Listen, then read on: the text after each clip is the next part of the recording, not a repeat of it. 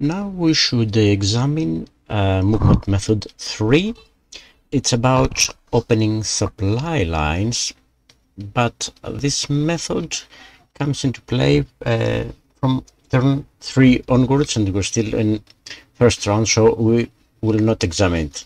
Now we should examine movement method 4 for these units, but there is an exception.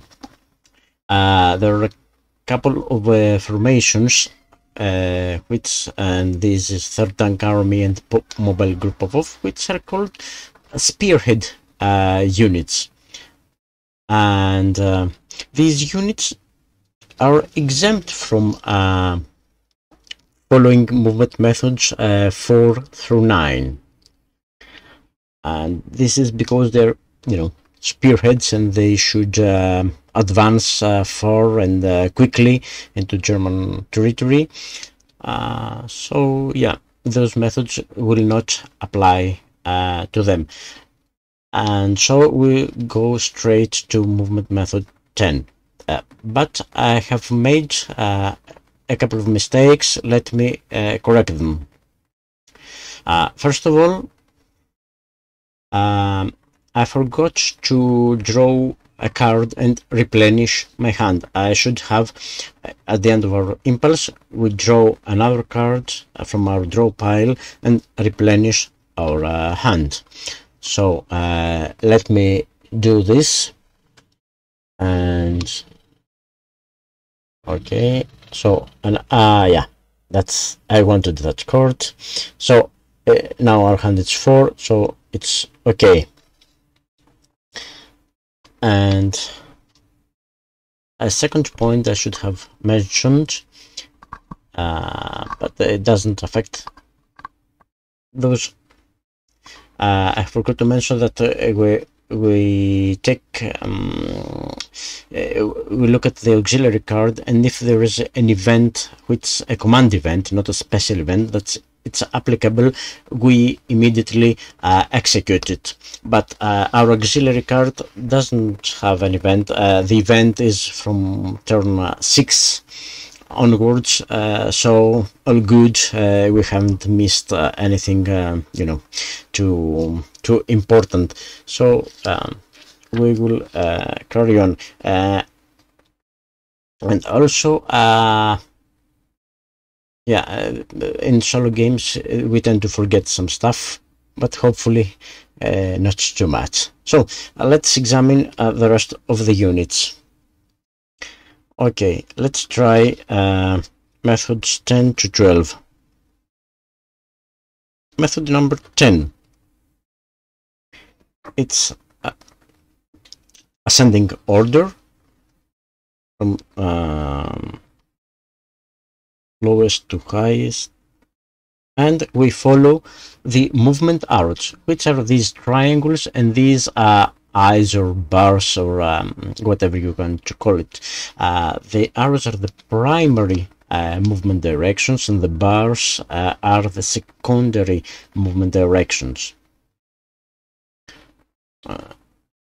And the units should follow them in order to advance, and as instructed by the movement methods.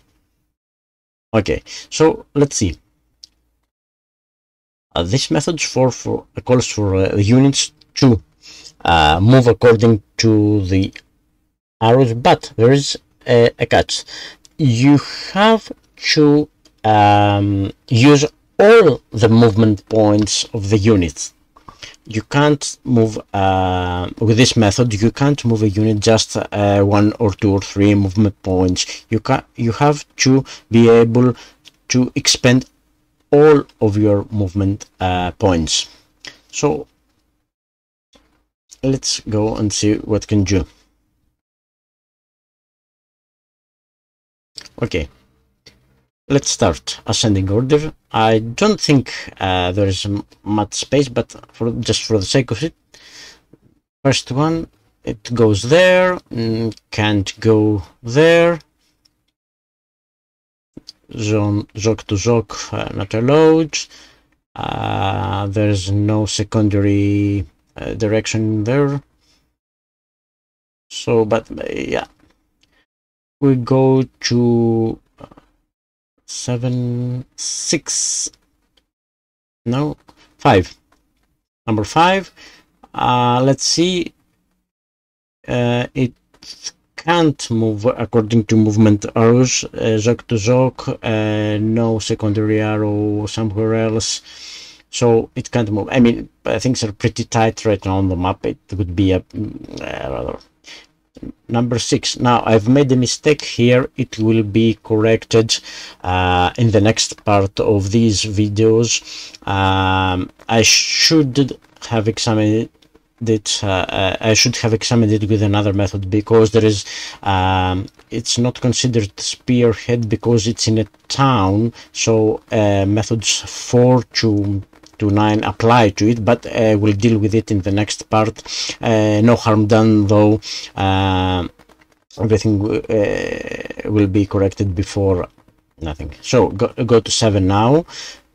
It hasn't moved, but you the arrow is straight into this German unit.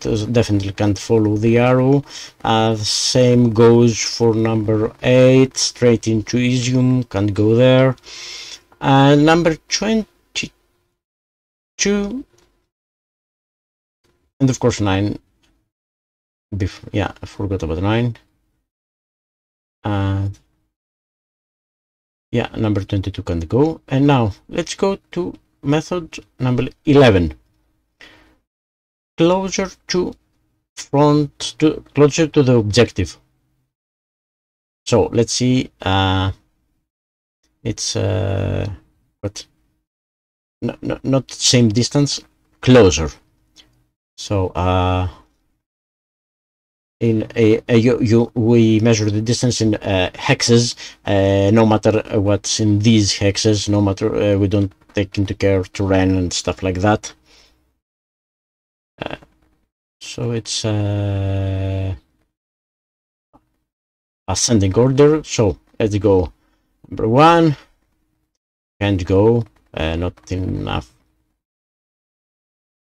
It couldn't go there because it's stuck. Restrictions. These goods there. It can go into the woods, can't cause a surround of this unit. Besides, I don't think it's closer. Maybe it's closer, but it would cause a surround. Then we go to number 5. Yep, I think it can. Let me see. It can go 3, 2 plus 1. That is 4, 5, 6, and it's 1, 2, 3, 4, 5, 5. So yeah, it's closer. And then take into account the terrain. We just count hexes. So yeah, and it's going out of a zone of control, so it can move. It doesn't cause the unit to become unsurrounded. So yeah, that's a valid move for this unit closer to the front objective. Next, number 6, as I said, we shouldn't examine it by this method. I will make that move in the video, but I have realized while dubbing it, the original was in Greek, the video, and I shouldn't have moved it with this by this method, but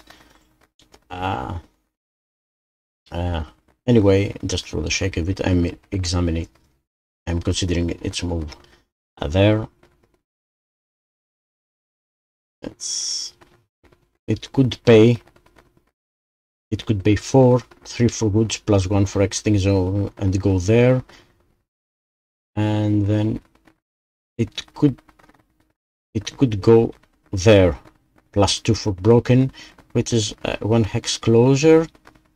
And let's say if this move is allowed,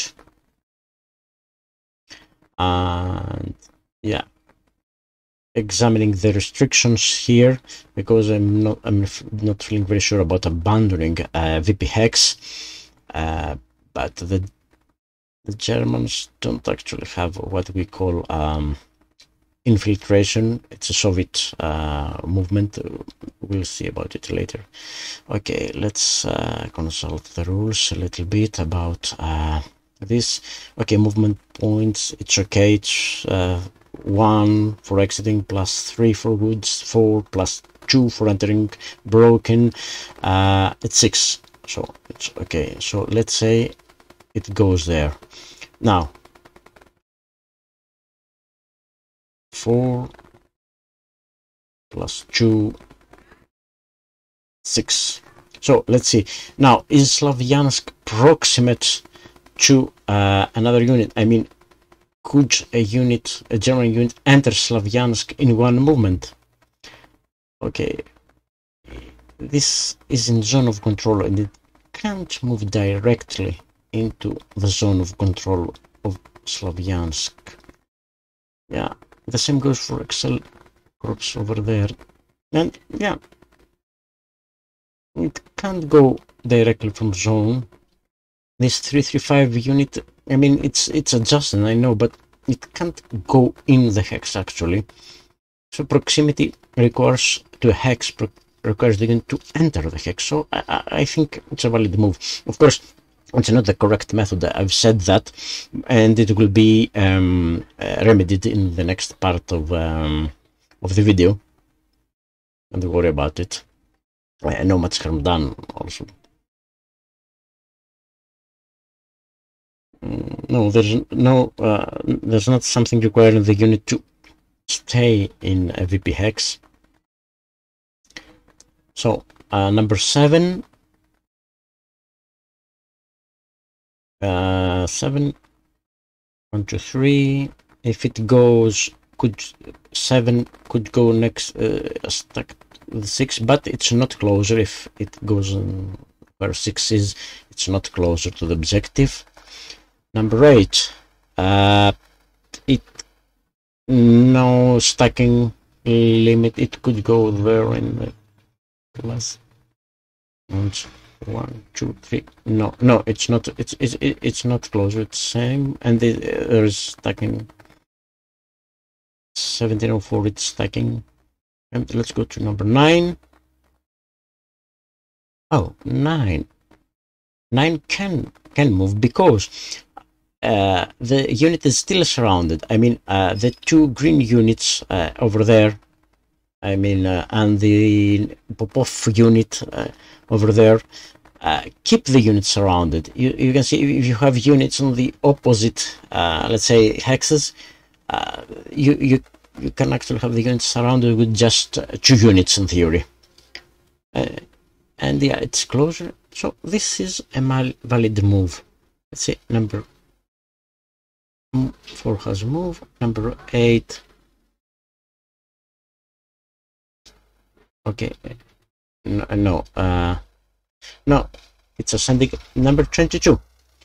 Closer to objective, and I think that's easy. It goes into Slavyansk, and so yeah, it can't go closer, and it's because it enters the zone of control. It's closer to objective, 1 hex, but it's closer, and also to protect Slavyansk, so we can be a little more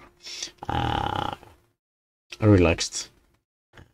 Yeah, it could also move to 1902, but no, and 1, 2, 3.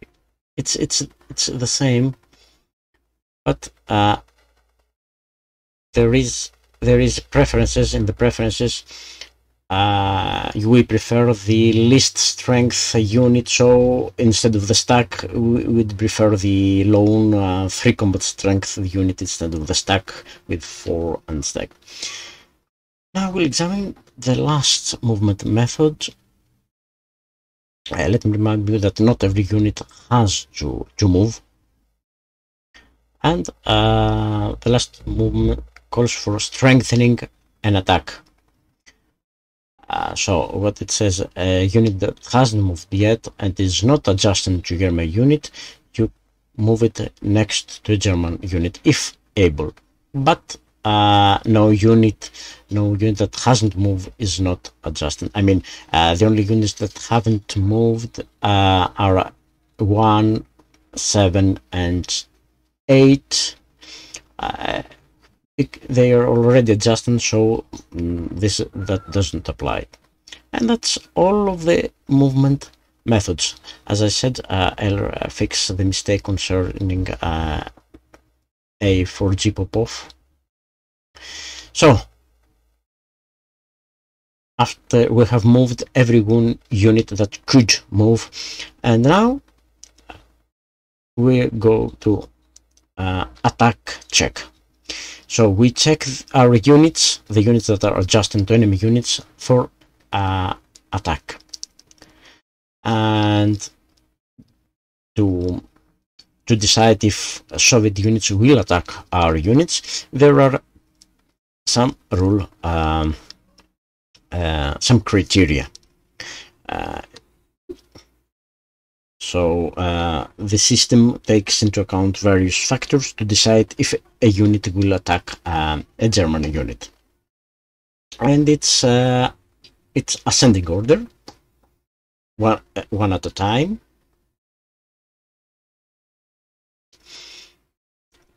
And active units, of course, in supply. Well, first turn every unit is in supply, and not dispersed, of course, like this unit over there. And okay, so let's start by our selector number 1, and we got these 4 units, stacks of units to check. Okay, and every possible target hex will be checked once, not twice in the same activation. Okay, let's start by selector 1 next to our corpus rouse unit. So we have to calculate situational strength. Alright, now our strength is 6. We have to take into account any active units that are adjusting to this unit, and also reserve units. No reserve units right now from mobile group pop-off, and there are no adjusting units, so it's just this unit against this unit. So also, if our card, auxiliary card, there was it was about assault coordination. No, it's not, it's NKVD. If there was an assault coordination, we would also examine, take into account, inactive units adjacent to the target hex. But that's not the case. These units now cannot take part in this attack because they cannot be called upon. Okay, let's go to the situation strength ratio, how we calculate it.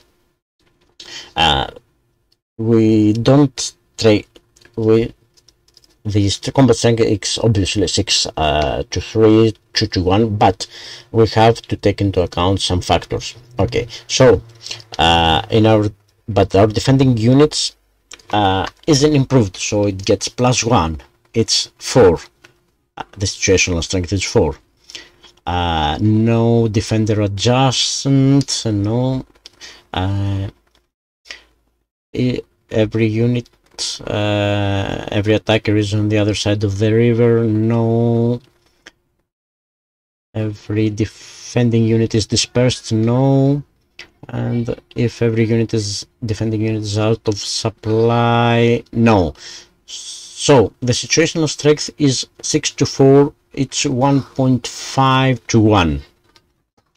Now, according to the rules, it says that, well, if it was greater or equal to 3 to 1, the attack would go on. If it was less than 1 to 1, the attack wouldn't happen. But now we have to take into account some other factors, because it's 1.5 to 1, it's greater than 1 to 1, less than 3 to 1, and so we take into account the tactical value. We add up the command value of the command card, which is 4. Now, situational strength is 2-1. No, it isn't. Do we have artillery bonus? Yeah, Soviets have artillery bonus first round, so it's 4 plus 1, it's 5. The attack is supported, yes, first round, 6. If only Soviets armor, yep, so it's 7. And no flanking, no, it's not active this. No flanking, but if the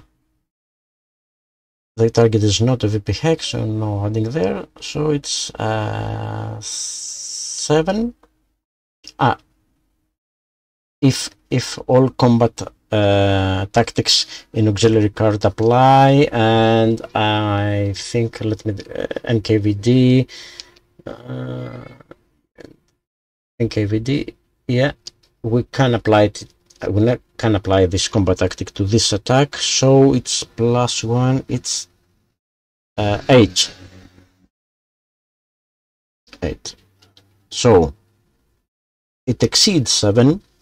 If it equals or exceeds 7, the attack will go on. So yeah, this attack will happen. So how do we resolve the attack? We resolve the attacks one at a time. Okay.